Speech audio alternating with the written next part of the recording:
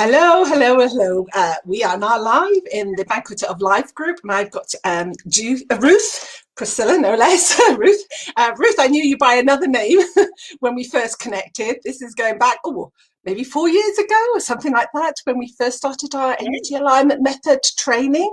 So we were doing the 10-month training, and then we also went on to do the mentor training. So we were in Crete, and beautiful place, and we had amazing training, and I still remember it with very fond memories. I don't know about you. It was a great week. It was really good.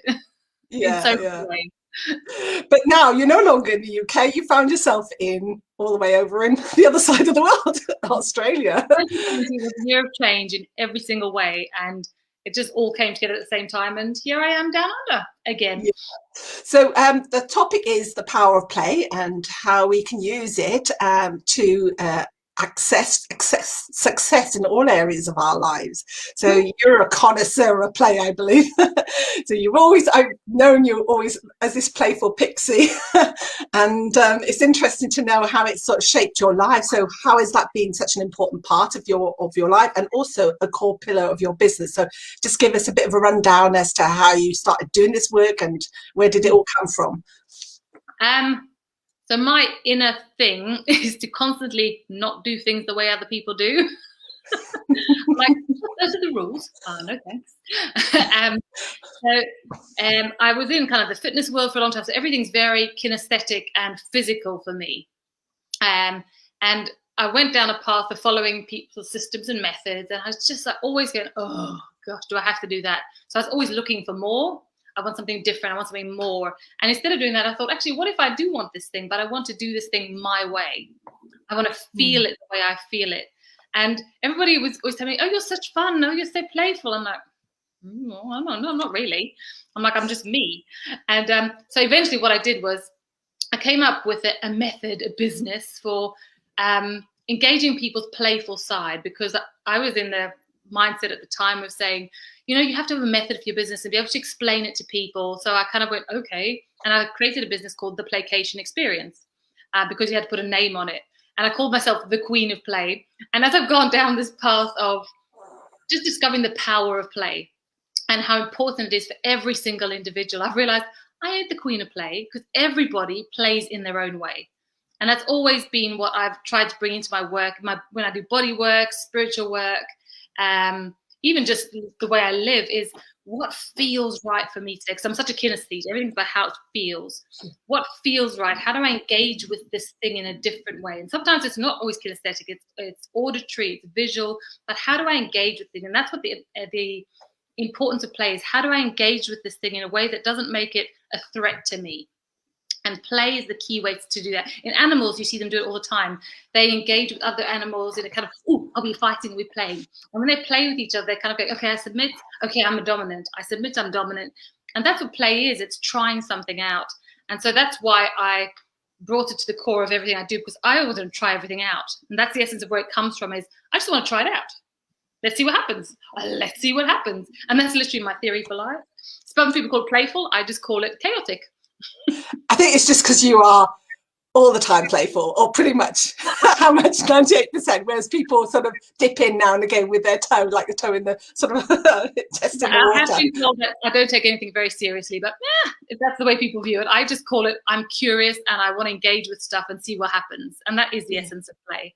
Yeah. But obviously you find it very, very liberating, and because you don't follow anybody's rules. It's just you go with the rules of your energy, isn't it?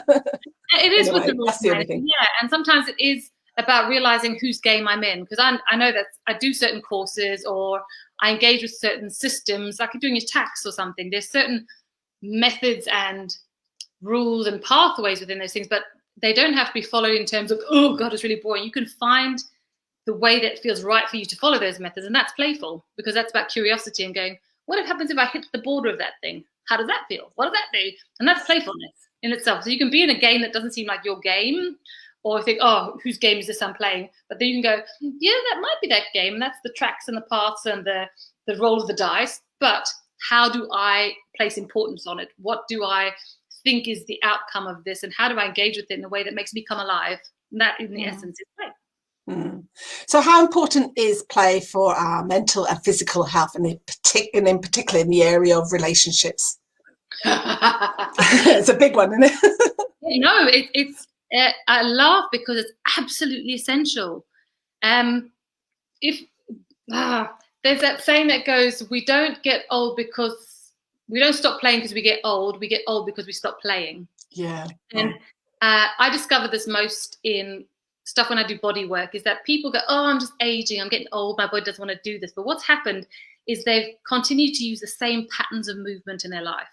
They've got the same things they do every day, they sit the same way, they think the same thoughts, and they've gotten static in certain ways. They might be active, but they're usually active down a certain path. They're like a runner, or they're a Pilates person, and they have that very rigid pathways they've gone down.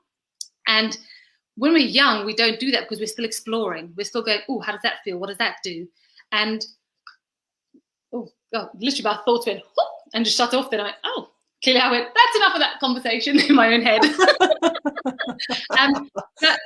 the importance of play for mental and physical health is to continue to explore and be curious.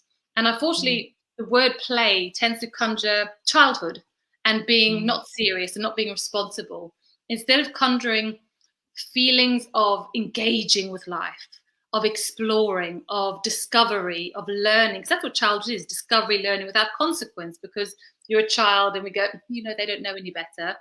It's taking that aspect on and going, actually, what would happen if I engage with this way for a change? Or I play with this, or I want to discover what that feels like to do this thing a certain way. That's the essence of playfulness for health, mentally, physically, emotionally. And when we do that for ourselves, we give ourselves the freedom to explore the potential of everything that's available to us. And what that does in our relationships is that makes us less rigid, less stuck in, this is what I should be happening, and this is the game I've created, and that's the only thing I'm allowed to do, and those are the rules, and you must play this way. It says, oh, well, what happens if we change the rules? Who says the rules are that? And it helps us to question differently. And I don't know if you've ever played with a child and they go, come, let's play this game. And every 2 seconds they change the flipping rules. And you go, okay. They go, no, we don't do that anymore. I'm like, says who? Says me. And you just like, put that. And adults always want to go, no, this is the game. Look at the rules. And the kid goes, no, let's change it. And adults go, no, but the box says. And kids are going, so? And yeah, I get that from my 11-year-old. He always wants to bend the rules to make sure he wins. Well, exactly. And that's the thing. That's the idea of the rules, is to help us achieve the intended outcome. And that's what kids are doing. They're exploring, what do I need to do to get what I want, need, desire? And that's what they're doing by playing, is going, I change the rules so I know that I'm going to get what I want to achieve. Whereas another child might change the rules because they're role playing. They're going, I'm not feeling that you're joining in, so let's change it so you join in more. So it depends what kind of player you are as to how you bend the rules. Yeah. How do you like to play, Esther? When you think of play, what do you think of? What do you? To be honest, play for me means dancing, singing, and that's my expression of play. But also when it comes to the children, I do like board games, to be honest. I'm not one for video games or, these online games. Not at all. I don't play Crush or whatever, all these things. I get enough of that screen work when I'm working. So anything that takes me away from that. I love canasta. I love playing cards with my teenager, and then board games with my younger son. So yeah, I think we've been brought up on that as well. So I was brought up as a family of 7 children, and we couldn't afford to go. We had to go camping mostly because we couldn't afford paying hotels. So with this big tent, and it was always fun. I always remember having so much fun, even in the awful weather, because once we were sort of, I think we were flooded out, and literally the water was seeping in, and then we had to sort of unpeg our tent and lift each one lift a corner pole because it was a big tent, and then in the middle of the night move it up further up the hill. So we weren't soaked. But yeah, and I always remember, even in gale or sunshine, we'd always have a board game out. We used to love playing Risk and things like that. So that was another board game, a strategy game. So yeah, that's what I've been brought up with. So I suppose that's what I tend to gravitate towards. Yeah. tell me, what about dancing and singing is play for you? Explain what the feeling is. It's because it's playing into the way I feel, expressing myself. Because I always, when I was young, I just used to make things up, dance, my little own choreography. I did do drama at O level, no surprise there. Darling, I'm a true. Yeah, no, I wouldn't say I excelled. I wasn't sort of a thespian, but I did okay. But I think it was part of me as well to try and sort of nudge myself out a bit, because I think I was a bit on the shy side. But dance was also my way of overcoming that as well, and helping connect with other people. I think that's another key part of play, is connecting and emotively connecting with them, through your expression. Yeah, whether it's through your body, through your voice, or whatever. Yeah. Okay, so for you, what I'm hearing is that to be able to express yourself physically with your physical voice and body makes you connect with the activity. Yes. But it requires other people involved for you to be able to feel that joy of, yes, it's happening. Yeah, And probably you like a little bit of structure in it. So you need to have and it doesn't necessarily have to be going forwards, but it has to feel like there's a held space in it, or a system that's working to keep it all flowing and moving. So that's what dance is. When you say choreography, that means you like a set of something that makes you go, okay, there's the flow. A song has a tune to it that keeps you in. Obviously, don't just like omming. You're like, okay, there's something that's going somewhere. You're talking about board games like Risk that have strategy. So your way to play, what I'm hearing on I'm quite structured. Yeah. It's not quite structured. It's quite free flowing because of the dance and the song element. But you do like to know that there's I use the word web, like there's little connectors that keep everybody in place and hold people. But you like to have other people present to be able to engage with it. And I think you could do it on your own, but eventually you'll probably go, what's everybody else doing? Just because you are, for that part of your play is to heart connect with people, to probably brain connect with people, to emotionally connect. And that will bring you that sense of, ooh, this is fun. I could engage with this all the time. Yeah. Oh, that was good. I enjoyed that little insight. But I'm fascinated. Sorry.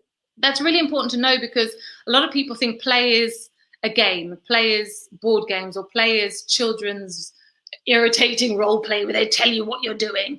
Some people like that. It's not my favorite. And unfortunately, then we hear play and we go, oh, that's play, and we dissociate from it, instead of going, actually, what's each individual's essence of what bubbles in them, makes them go, oh, I could engage with this all the time. So the one question I always ask people when I'm discovering their way to play, so they can apply it to business, relationship, weight loss, anything, is I say, what is the thing you used to love to do as a child on repeat? You could literally do it for hours and just get lost in it. What's that thing? And the clue to your way to play is always in that. Okay, good. Fascinating. So my next question is, how do you introduce play as a concept for success in business? So I'm fascinated by that. How do you do that? So what people tend to do is they go, business is serious, it's money, and a lot of times business comes down to survival. How do I make money to survive? And the minute you're in survival mode, you've gone into what's called the amygdala part of your brain, and it's like fear, threat. I must do things. We go to the reptile part, fight, flight, freeze. What do I need to get done? Do. And unfortunately, that whole Protestant work ethic has made us go, work and play are two separate things. And play is only allowed when you've done your work. Homework, school says exactly the same thing. Do your homework, then you can go play. And it's just ground into us. Unfortunately, the opposite of play is not work. The opposite of play is depression. So when we stop ourselves playing in our work, in our relationships, in our health, in our spirituality, when we cage play into a little box, we shrink ourselves and then we become adults. And the introducing play as a concept for business is to say, what is the joy and the desire that got you into even a job, your career? What is that initial joy that got you into it? And to get people to reconnect back to that, then the methods, the intentions can be brought back to that playful core that was initially there, that curiosity, that hope, that desire. That's where play initiates. And unfortunately, what then happens is we put such a strict system or strategy or methodology, or we're playing somebody else's game to get where we think we wanted, that we lose our engagement with being curious, trying things out just for the sake of it. We're going, so what if it doesn't work? I was having fun feeling what that felt like, or discovering what I thought about that, or hearing or seeing what the world could give me as I did that. And that's the essence I try to bring to people first, is what was the intention, the desire that drew you to that thing in the first place? Because in that, you can find your way to play in what you're doing, where you may have lost that along the way. Yeah, I think I've noticed that again in my career progression, especially since doing the energy work and then being introduced to EAM, is that I've really started to kick back and thinking, I don't really enjoy this. And the more and more I went into like corporate world, I'm thinking, this is just not me. And I think it's because you're following somebody else's very rigid methodology or strategy, and it's like, I don't want to be part of this. And that's why I think now I'm coming more into my own, because I've decided that's not going to be the way forward. I'm going to find my own path, and absolutely. And it's liberating. Yeah, to make money, to engage with the world, to bring your work to people, to help people with what you're doing. You're bringing yourself to that, and that intention, that was your joy, your desire. Where some people thrive in corporate because they're competitive players, or they're directors, like to direct. That's the way they love to play, is to strategize and give directions, or they like to compete and get ahead. Everybody plays a different way, and it's going to suit different people in different ways. Sure. Yeah, I get that. Yeah, totally. So what is your spiritual take on play? Does it make us more magnetic, more in tune with universal vibrations? Does it help with our manifestation powers? Or, tell us more. Is there any secret formula? Okay. Of course there is. There's always a secret formula, but that's because I like magic. Secret and magic sauce. is my part of play. Yeah. Yeah. Have you read Harry Potter? To be honest, I haven't. I'm one of the few, probably, because my kids never wanted to read it, and I never got to read it to them.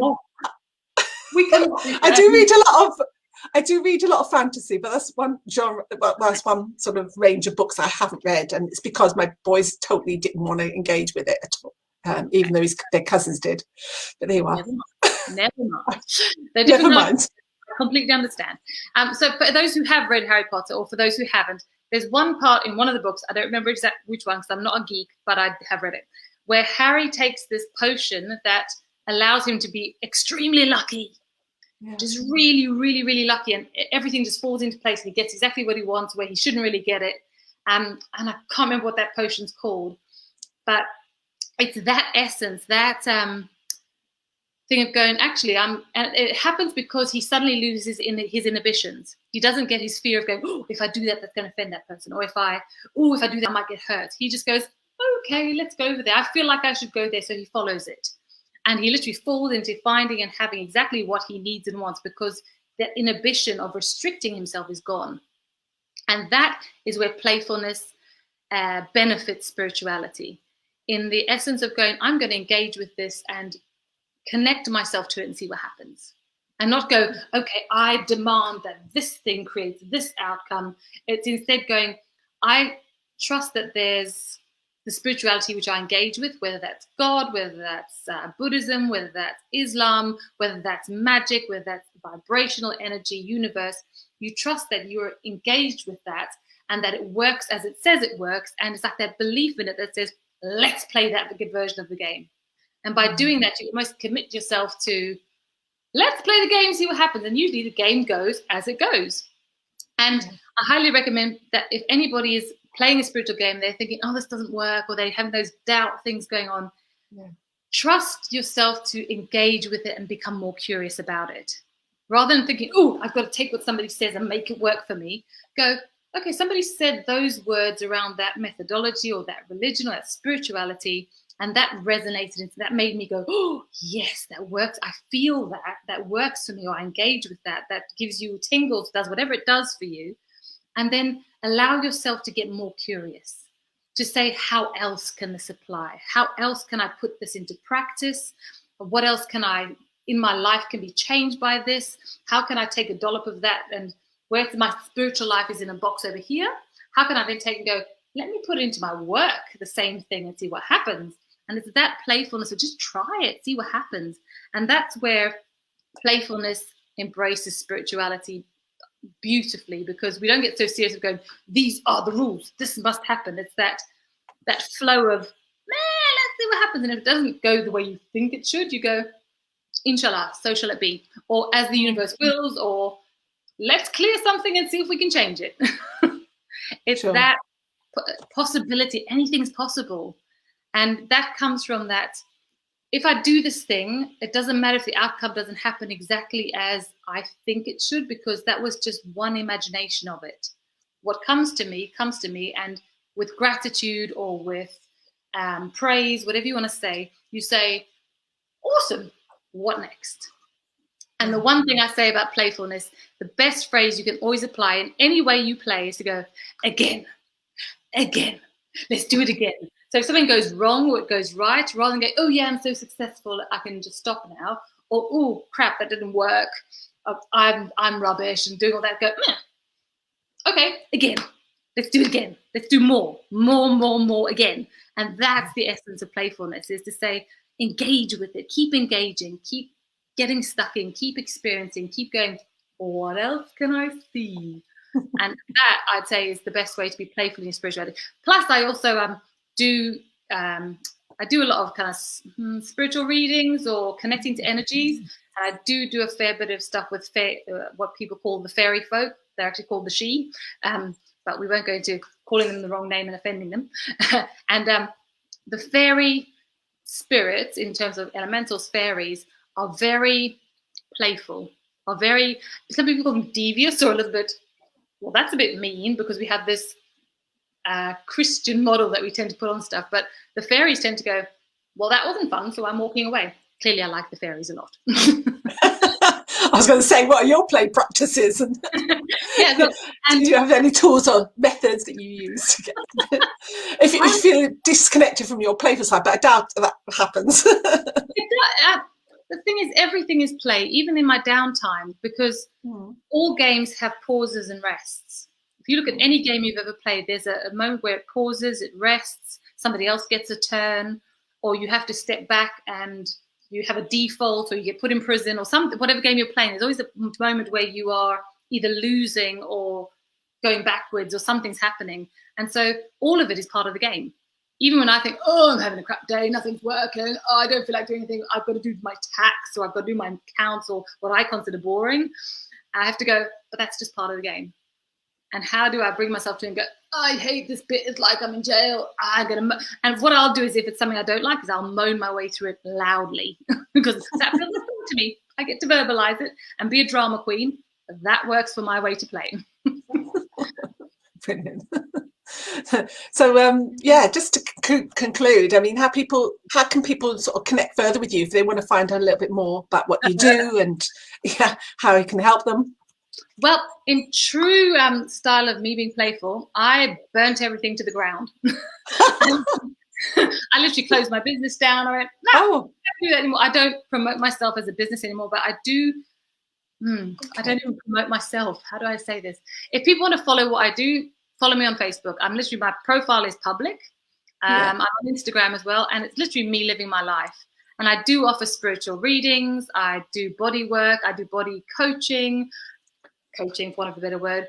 And what I do is I draw people towards the freedom of being themselves. And play is just one word that encapsulates that. Embodiment is another word that encapsulates that.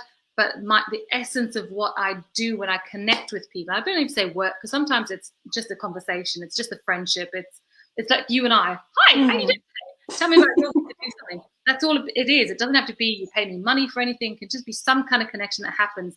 In the essence of what I bring to the world is to say, who are you?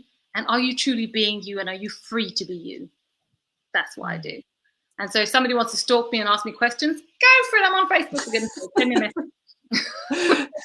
So what people said about you, what is your sort of testimony, your legacy? So far, I know. Mostly it's this. Really? What is she doing? What's she on?